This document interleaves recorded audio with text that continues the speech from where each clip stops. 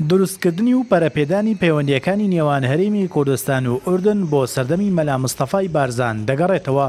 لەو کاتەوە ئوردن پەیوەندیەکانی لەگەڵ هەرێمی کوردستان پەرەپێداوە. لەم قۆناغی ئێستا بۆ هەردوو لا گرنگە ئەم پەیوەندیانە فراوان بکرێن، بەتایبەت بۆ هەرێمی کوردستان لە ڕووی پەیوەندی سیاسی و ئابووری وەبەرێنان و تەندروستی لە قۆناغی گەشەکردندان.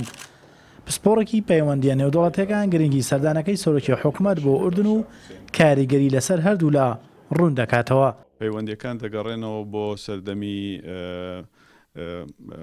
ڕەوانشاد بارزانی نەمر کە لەگەڵ شاه حوسەینە هەیبووە، پاشان سەرۆک بارزانی لەگەڵ خاوەن شکۆ عەبدوڵڵای دووەم.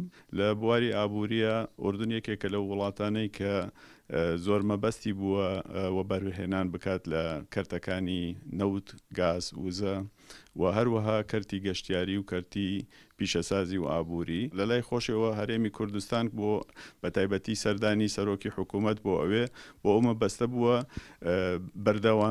بەردەوامی پەیوەندیەکانی لە ڕووی ئابووریەوە و هەروەها لە ڕووی سیاسیەوە پتەوتر بکات. ئوردن یەکێکە لە وڵاتە عارەبیانەی لە هیچ سەردەمێکدا پەیوەندی لەگەڵ هەرێمی کوردستان نەپچڕاندووە. لە دۆخی ئێستەی ڕۆژهەڵاتی ناوەڕاست و ململانەی زلێزەکان ئوردن پێگەی هەرێمی کوردستانی لا گرنگە و وەک کاراکتەرێکی سەرەکی دەڕوانێتە هەرێمی کوردستان.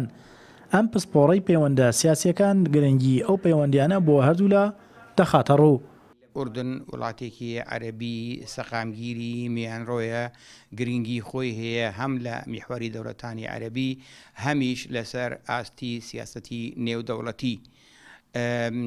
ئەمە مانای ئەوەشە کە هەرێمی کوردستانیش هەرچەندە نەنستێت ئەکتەرە واتە ئەکتەرێکی نادەوڵەتیە، بەڵام گرنگیەکی تایبەتی خۆی هەیە هەم لە بواری جیۆپۆلیتیک هەم لە بواری کاتی ئێستا کە ململانەی پێک هاتەکان و دەوڵەتانی ڕۆژهەڵاتی ناوەڕاست زۆر تند و سەخت بووە. سیاسەتێکی واقعیانە و لەسەر ئەساسی تەبعی ناوخۆ بگریتە بەر.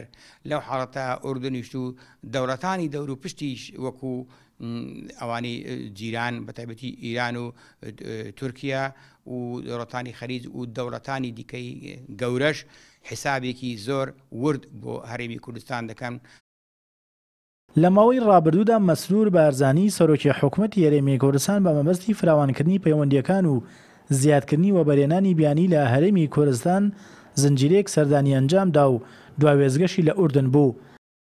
لەوێ هەولێر و عومان پەیوەندیە دێرینەکانیان نوێ کردەوە و گرنگی و هەماهەنگی و پەرەپێدانی پەیوەندیەکان لەسەر تەواوی ئاستەکان خرانە ڕوو. هۆشمان سادق، کوردستان 24 هەولێر.